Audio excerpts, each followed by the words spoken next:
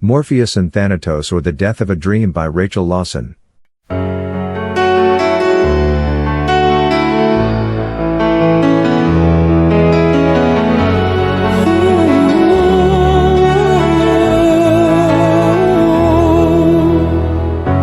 I'm trapped in a state somewhere between dreams and reality. Are you real, or are you just a beautiful dream? I am confused. What is real and what is not? You are too beautiful to be real, yet too real to be a dream. Am I in a lucid dream, or are you reality's dream? Am I only dreaming of a shadow I can never touch? A figment of a shadow's dream. I am truly alone without you, and wistful, lost in your hollow dream. Are you merely moonlight and shadow, an illusion of night? Are you a mere whisper, or are you truly an angel in my heart? Will I awaken to find out you are only a shadow dream?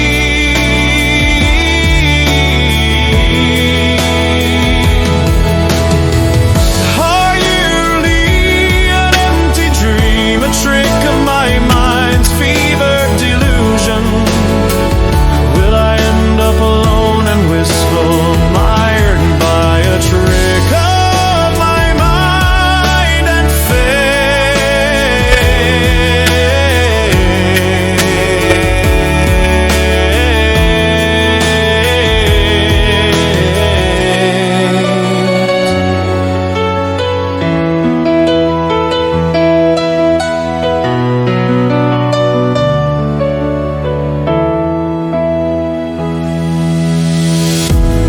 I'm trapped in a state somewhere between dreams and reality. Are you real, or are you just a beautiful dream? I am confused. What is real and what is not? You are too beautiful to be real, yet too real to be a dream. Am I in a lucid dream, or are you reality's dream? Am I only dreaming of a shadow I can never touch? A figment of a shadow's dream. I am truly alone without you, and wistful, lost in your hollow dream. Are you merely moonlight and shadow, an illusion of night? Are you a mere whisper, or are you truly an angel in my heart? Will I awaken to find out you are only a shadow, a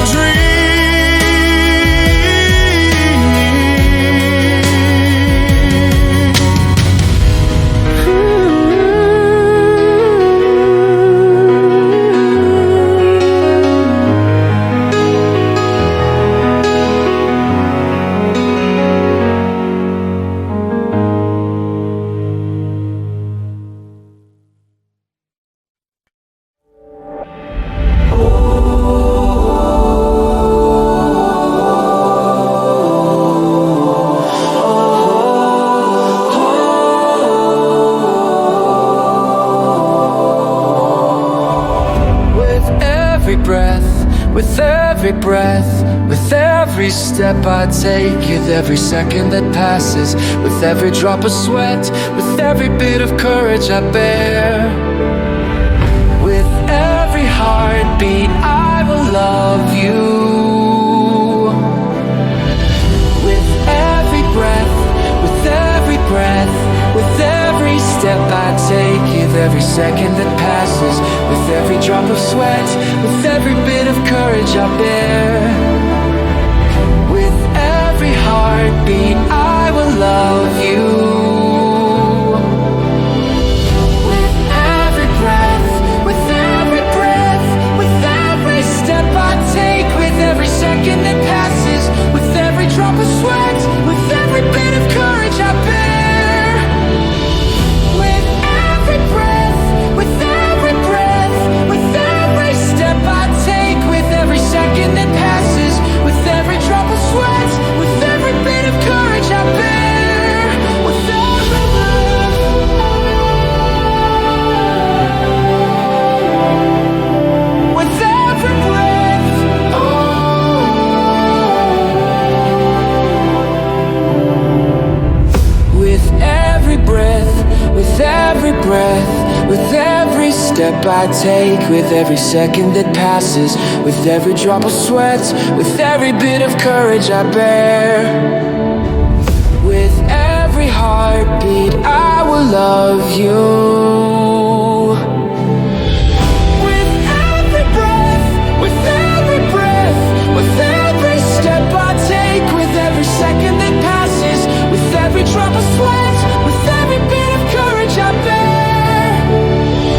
With every breath, with every breath, with every step I take, with every second that passes, with every drop of sweat, with every bit of courage I bear. With every breath,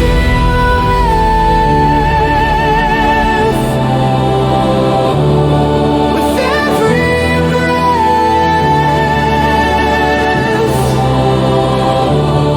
with every breath, with every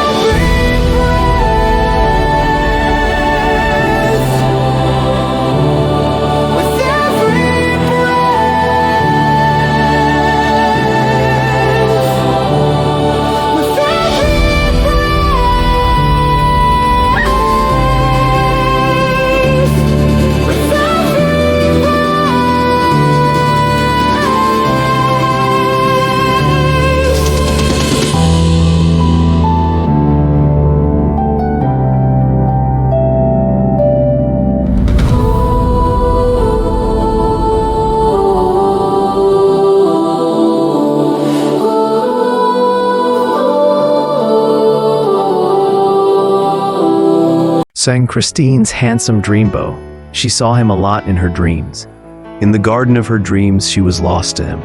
She was as much in love with this dream man as this dream man was in love with her. With every strained nerve, I swear I will find you, the dream told her. She wished it was possible, but he was only a dream, not a real man.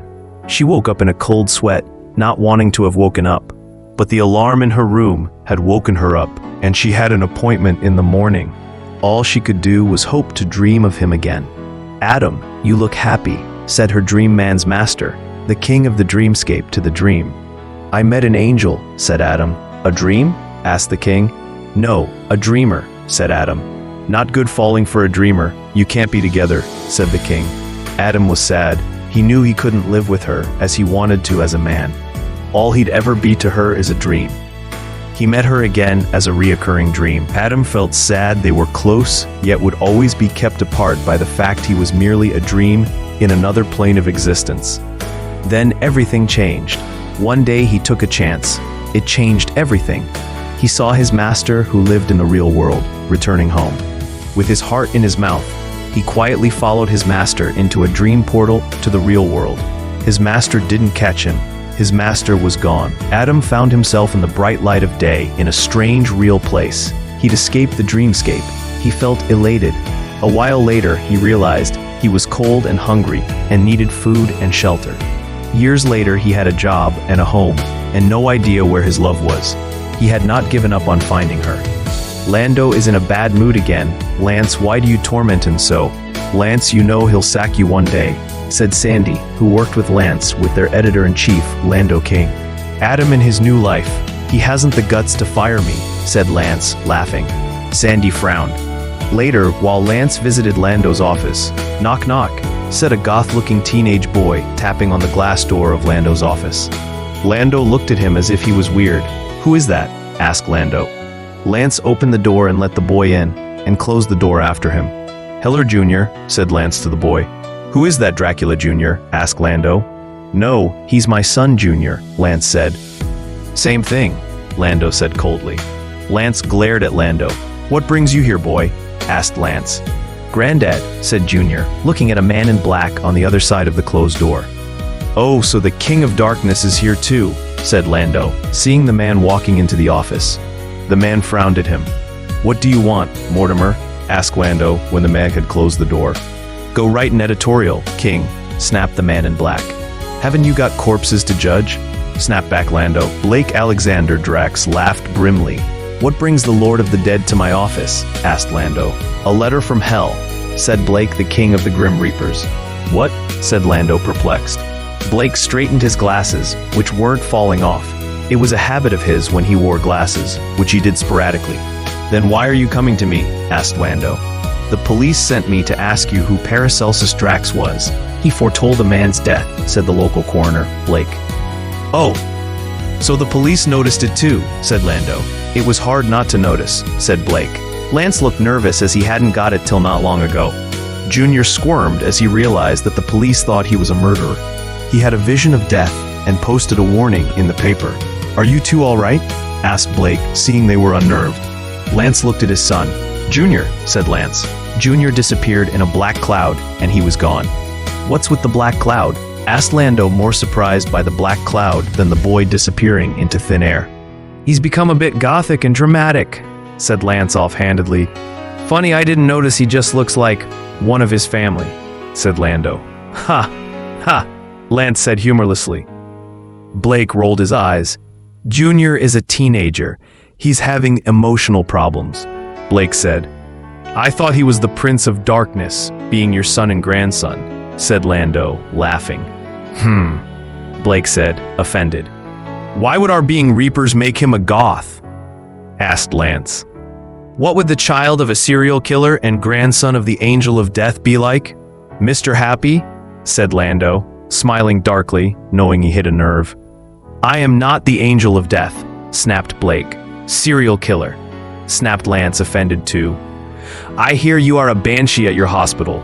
They call you Dr. Death," said Lando, trying to bait Blake more. "Silence," a voice in the room said. "What the hell? Who? How? Oh, she's one of you," said Lando, who felt as if his mind was being manipulated. "I am the Enchantress," said the owner of the voice, materializing. "One of them," Lando said. "Hello, handsome," said the Enchantress. Seeing Lando recognizing her, his heart raced. "Not him, girl," said Lance. "Don't worry, Lance. Type. She's not my type. I'm not a cradle snatcher," said the 23-year-old Lando. She was 18. "Welcome to hell," Blake said, glaring at his granddaughter, who he knew was fated to be Lando's wife when she was older. It always disturbed Blake, the knowledge. "She's a bit of a flirt," said Lance, wishing she wasn't. "Chris, why are you here to romance the Antichrist?" asked Blake.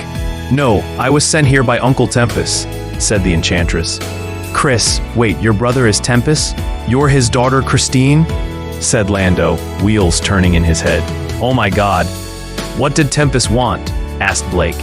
"He told me to stop you from arguing." "He didn't say how or why," said the Enchantress. "The meddler, he's playing matchmaker now," said Blake. "He said Mr. King was winding you up, and something about a fixed point in time, whatever that is," said Christine, admiring Lando. "He would bring up that fixed point thing," Blake said, frustrated. "Well, you stopped arguing," Christine said. "Can't expect well-adjusted scion from you two," said Lando, realizing he was being too obviously in love with her. "Hey," snapped Christine, looking rather offended. Lando felt sad to hurt her.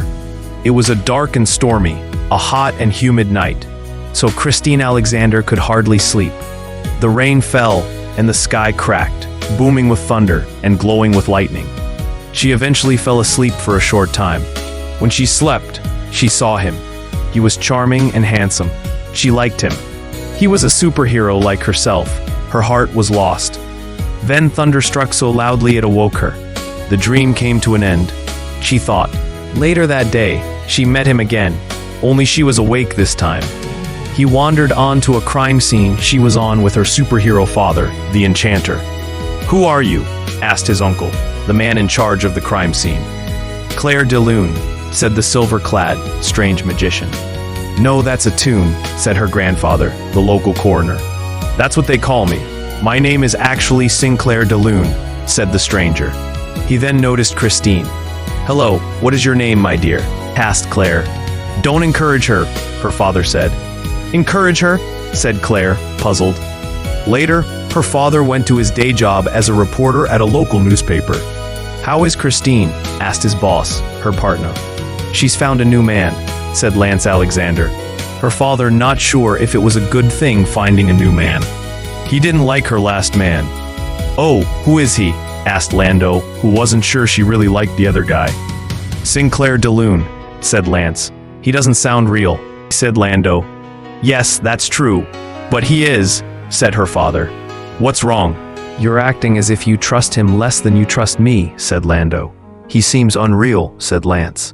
"The name?" asked Lando. "No, I can't read his mind," said Lance. "Is he dead?" asked Lando. "No, he is not alive either," said Lance. "Is he enchanted?" asked Lando. "Possibly," Lance said. "She admitted to seeing him in a dream. They never met before, and he doesn't exist. I look him up everywhere." "I think we should investigate him," said Lando. "I think we need to talk to the Oniromancer," Lance said. "Who's he?" Lando asked. "Daniel Sandman," said Lance. "Him? What's an Oniromancer?" asked Lando. "Dream wizard," answered Lance. "I wondered what he was," said Lando. "He's the Sandman," Lance said. "Yeah, that's his article here," said Lando. "No, he is the real Sandman," said Lance. "I'll call him in," said Lando. "Okay," said Lance. "Sandman my office now, you lazy slacker," shouted Lando. In the office ran a man in a suit. "What do you need, sir?" asked Sandy. "An Oniromancer," said Lando. "Sir?" said Sandy, looking at Lance, suspecting he was the one who needed help. "Who and what is Sinclair de Lune?" asked Lando. "A dream of your daughter's perfect man," said Sandy. "I know I met him," said Lance, looking slightly green thinking of them together. "How he's just a dream?" said Sandy, puzzled. "No, he's real, Sandy," said Lance. "How?" asked Sandy. "Oh great, my rival is a dream," said Lando. "I think we better find him," said Sandy. "Where is he?" asked Lando. They found him following the enchantress Christine around like a puppy dog. "Hi Lando, Dad and Sandy," said Christine, happy to see them. "Hello Claire," Sandy said, frowning at him. "Hello Sandman," said the nervous dream. "You know Sandy too?" Christine asked. "Yes Christine," said the dream. "What, may I ask, are you doing in this world?" asked Sandy. "I don't know," said the dream. "In this world, is he an alien?" asked Christine. "No Chris, he's a dream," Lando said. "A dream? You have to be kidding," said Christine. "No, he's not kidding," Sandy said. "How?" asked Christine. "I just appeared out on a stormy night," said the confused dream. "Was it the storm?" asked Lando. "No," said Sandy. "He's enchanted." "What happened that night?" asked Lance, not wanting to know. "I went to bed and couldn't sleep much asleep. I must have fallen asleep. I saw him in a dream. The storm woke me. I drew a picture of my dream in my dream diary for my counselor. I ran out of paper, so I tore a page out of my other book," said Christine, looking ashamed. "No, not that book," Lance said. "I think we figured out what happened," said Lando. "Yes," said Sandy. "What happened?" said the clueless dream. "She drew it on paper from her enchanted notebook, which makes things happen," said Sandy. "She enchanted you, bringing you into this world." "How do we fix it?" asked Christine, realizing her mistake. "I can send him back," said Sandy, and he did. Christine felt sheepish. Lando walked over to her, hugged her, and said, "You don't need your dream man, you have me." She smiled. Months later, Christine and Lando were married, and Christine was pregnant. Not long later, Lando's home had a visitor. When Christine is out seeing a doctor about their unborn baby, Lando answered the door to find another dreamscape dweller. He knew he was the dream catcher of Sandy the Sandman.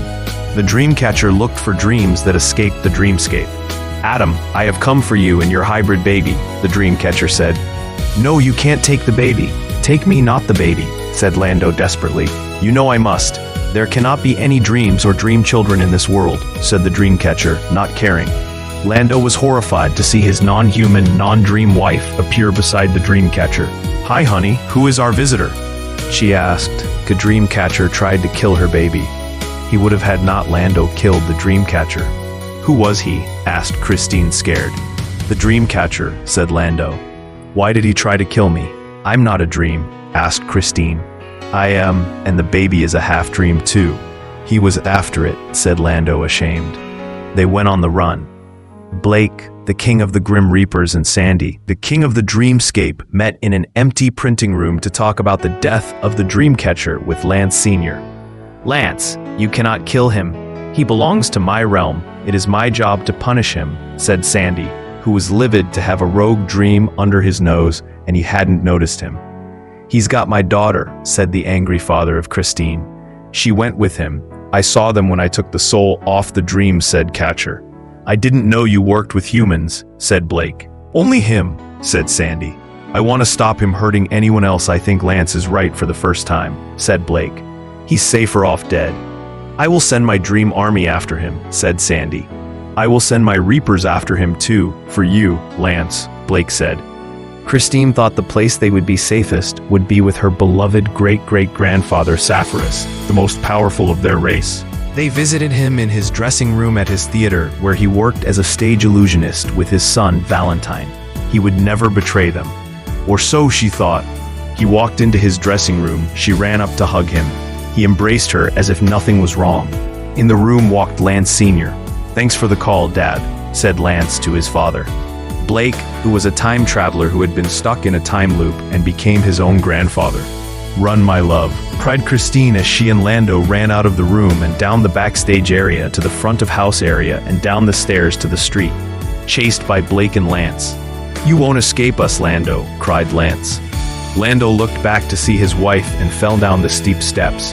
No, my love, screamed Christine, as Lando, panicking, hit the ground hard, breaking his neck. Christine ran to her husband's side and cried. Her father tried to hug her. She pushed him away. She was devastated and angry with them. Are you happy you got what you wanted? He told me to give you this if he died, she asks them, giving her father a note. It read, Lost to Morpheus or Thanatos, I am lost. Lost in the realm of Morpheus, brother of Thanatos, the god of death or the god of dreams. Will I ever escape from their realms? Or will I find myself in his brother's realm? Never to wake, never to return from the sleep. In the sleep of death, never to rise again. Am I lost to Morpheus or Thanatos?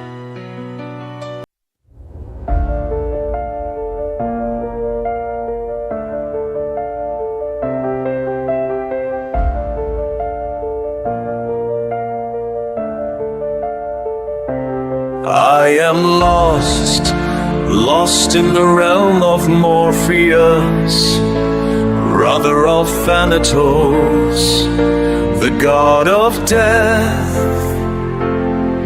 Will I ever escape from the realms, or will I find myself in his brother's realm, never to wake, never to return from this sleep, in the sleep of death, never to rise again?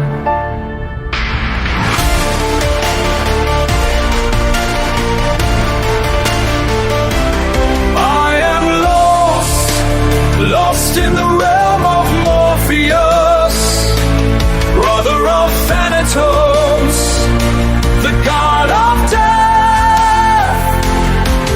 Will I ever escape from their realms, or will I find myself in his brother's realm, never to wake, never to return from this sleep, in the sleep of death, never to rise again?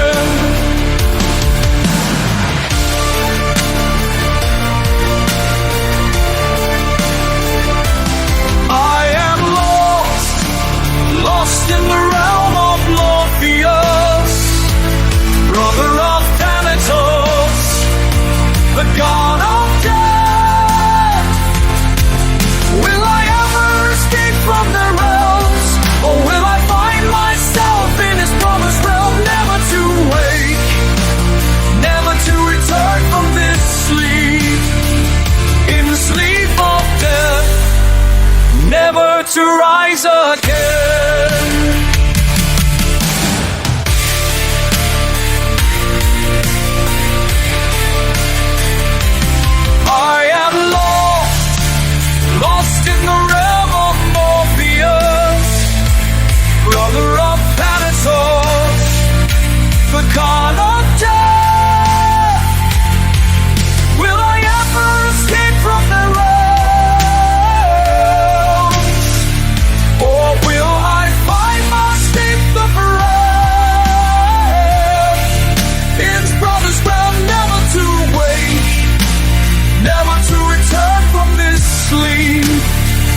in the sleep of death, never to rise again. Have I lost Morpheus of Thanatos? I am lost, lost in the realm of Morpheus, brother of Thanatos, the god of death. Will I ever escape from their realms, or will I find myself in his brother's realm, never to wake, never to return from this sleep, in the sleep of death? Am I lost?